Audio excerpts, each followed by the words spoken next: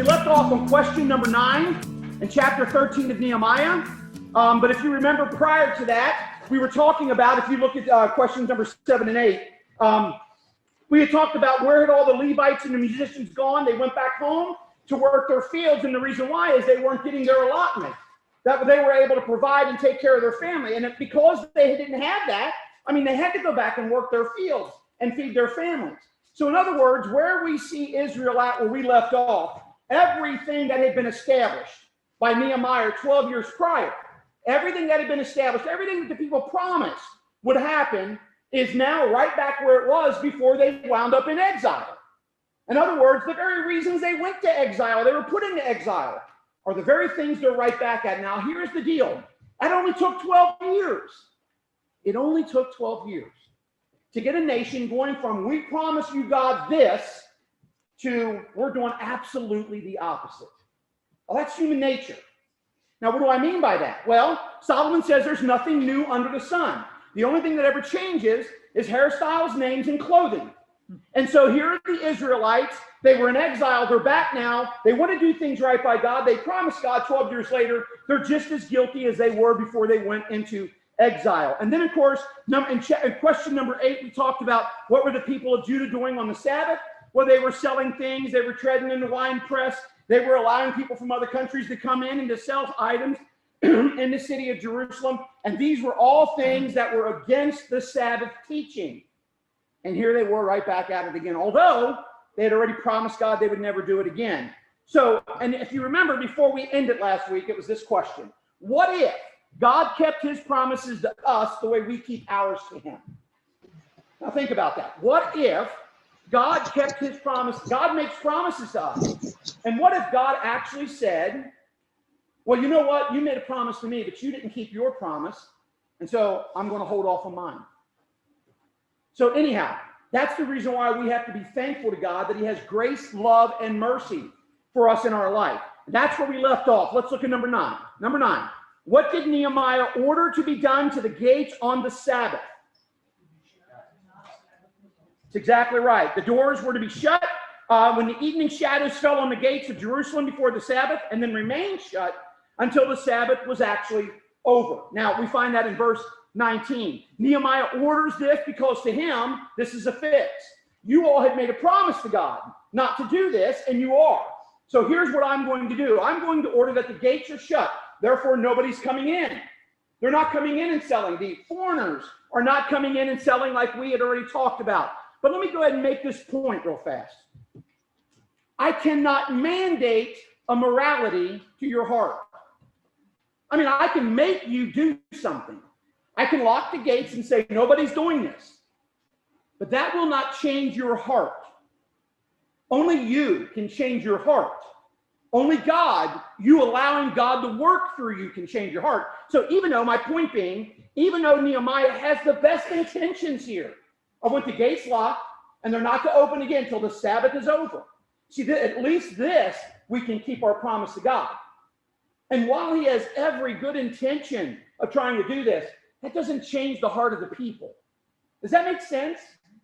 Now, Ronald Reagan once said it this way. You can't mandate morality, and you can't. I can tell you, you cannot do that. And while you're with me, you may not. But when I'm not around, your heart's going to rule. And it's going to lead you places you don't want to be. And you don't know you don't want to be there until you're there. And so I want to make sure that we understand that. In other words, just because I drink tea doesn't make me British.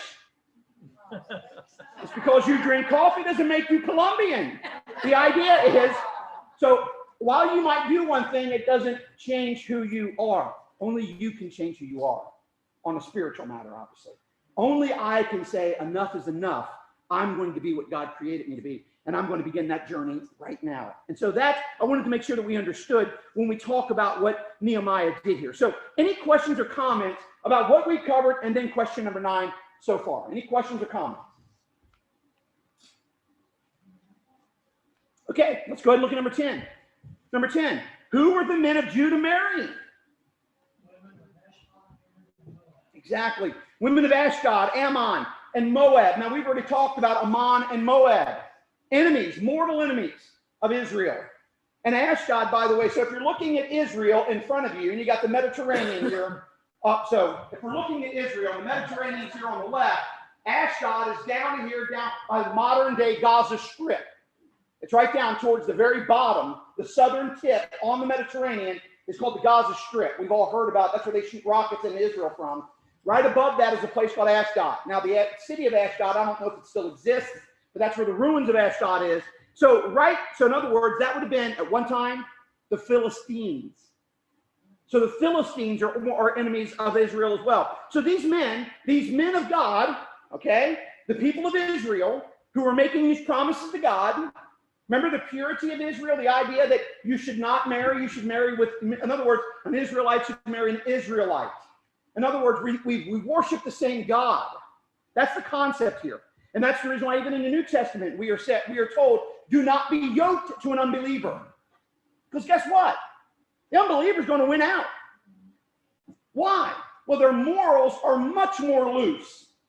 You then feel, now for some odd reason, we begin to feel like, well, gee whiz, you're coming up with all these boundaries and all these rules, but this person doesn't have to do any of that. And it just looks like they're having so much fun. We don't know what fun is if we define it by the fact that I'm not permitted to do something. Okay, all right, I wanted to make sure. So once again, this was another promise that's been broken within 12 years. This is another promise. And then look at 11, and we'll kind of wrap these together. Number 11, what did he make them do? And this is talking about Nehemiah. What did he make these men promise not to do? Yeah, do not give your daughters in marriage to foreigners or take foreign wives for their sons. In other words, you made a promise and you broke it. Don't do this with your daughters and your sons. Do not take those who worship idols and yoke them to people who worship the Creator God. The same as if I am a devout Christian, if I am a Christian really genuinely following Jesus Christ, I better take the opportunity to get to know the person that maybe I like or fall in love with.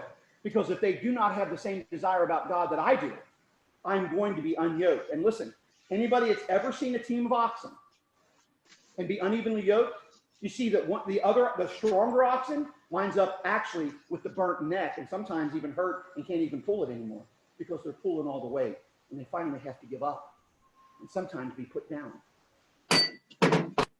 All right, let me go ahead and put this on mute real fast. I'm hearing, sounds like somebody's at a grocery store. All right. All right, there we go. Okay. So I want to make sure that we understand that. So make this promise to stop the cycle of going against the Bible. Do not let your sons and daughters do this. Just break the cycle. It's got to be broken someplace. Start it now with your children.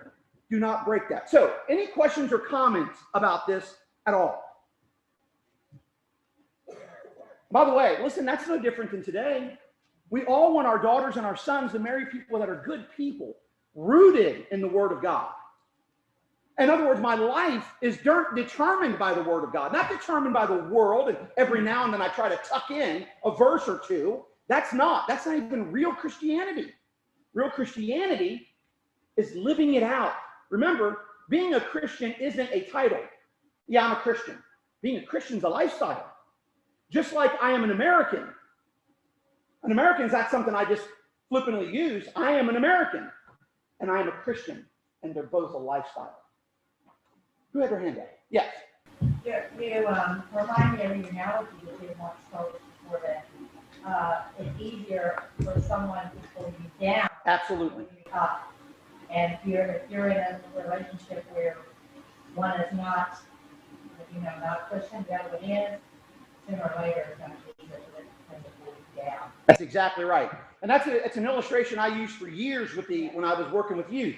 If I'm standing up on a table, I don't care if you're 100 pounds less than me. If I'm standing up on a table and I've got your hand, I might be able to get you up, but it's a whole lot easier for you to get me off the table than it is for me to get you up on me. But that human mentality, we all have this idea. I can change them. Don't do it. You can't. They can fool you, but you can't change them. The only way they can be changed is through the power, the grace, and the mercy of God. Now you can invite that and you can encourage that, but you can't do it. It has to be them. Much like Nehemiah with the gates, he could lock the gate. That doesn't stop the fact that when he's gone, somebody goes and unlocks it. Number 12. What earlier king was led astray because of taking wives from non-God worshiping people? Solomon. Solomon in all of his splendor. The wisest man. Now, obviously, we're not putting Jesus inside this, although he was fully man and fully God. The wisest human being born is Solomon, because Solomon prayed for wisdom, and so God blesses him with an immense amount of wisdom. As a matter of fact, there is no one else who has more wisdom than Solomon, other than Jesus, meaning and when he comes and steps out of eternity into our world. But Solomon, and all of his wisdom of who God is and what God has done, falls away from God and worships idols and even sets up altars to these idols because he entered married with people that had no desire to worship God and to know God. And it didn't make him stronger in his faith. It actually weakened him terribly. As a matter of fact, after he dies, the whole nation splits in half because he was not the godly leader that he should have been. 700 wives, or 300 wives, 350 wives, 300 concubines. Who in the world does that? I have no idea, nonetheless. Okay, we'll leave that alone. That's another. That's when we start talking about the Song of Solomon, or the Song of Songs. All right, we'll talk about that later. All right. Number 13. So, okay, but the reason why, let me tell you, the reason why I bring up Solomon and that we talk about that is if Solomon, in all of his wisdom, made foolish and stupid decisions, who in the world do we think we are that we wouldn't? With, by the way, lesser temptation. Number 13. Nehemiah drove away the son-in-law of Sanballat the Hornite. And how had Sanballat wronged Nehemiah and his fellow Jews?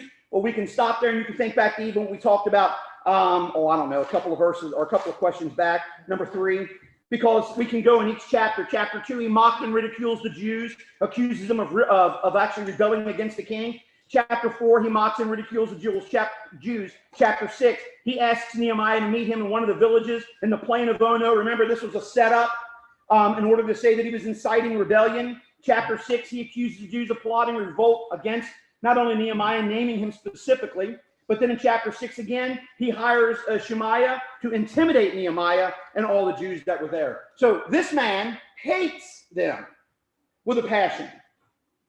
He hates them with a passion. And so because of that, he drives away the son-in-law of Sanballat because he wants them not involved in anything. And then it takes us to number 14, and then we'll see about questions. Just like in chapter 5, what does Nehemiah ask God to do at the end of the chapter?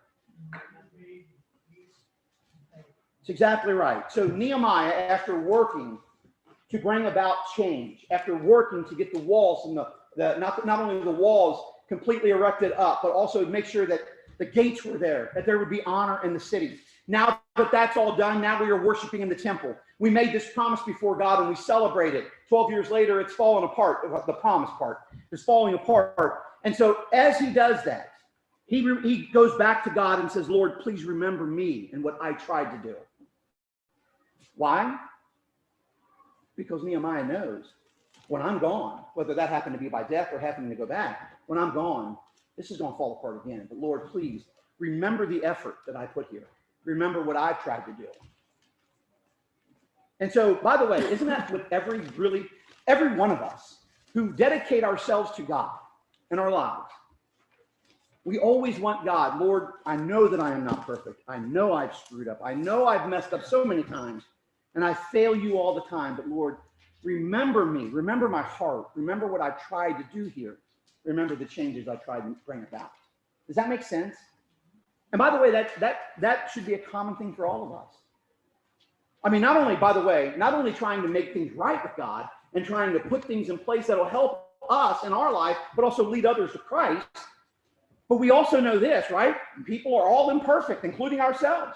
And so even in our failure, God, remember my heart. Remember David? I mean, David was a man after God's own heart. Yet we know all the things that David did wrong.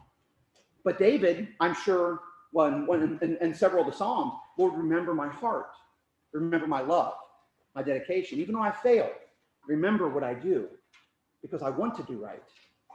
Paul even says it too, doesn't he? Paul says, well, Jesus says, the body or the spirit is strong, the body is weak. And Paul says, and all that I try to do, I have to make myself on a daily basis do what is right. I know it's right, but I got to make myself do it. Now, I think in the King James it says, I buffet my body. But the idea is that and then in the NIV, and he gets, I beat my body. He's not really talking about beating himself up. It's the idea that he has to, even though he is an apostle, even though he knows what is right, he has to make himself do what is right. Because inevitably, we want to lash out. We want to do things. We want to get even. We want to fill in the blank. All right, any questions or comments at all as we wrap up Nehemiah, the book of Nehemiah?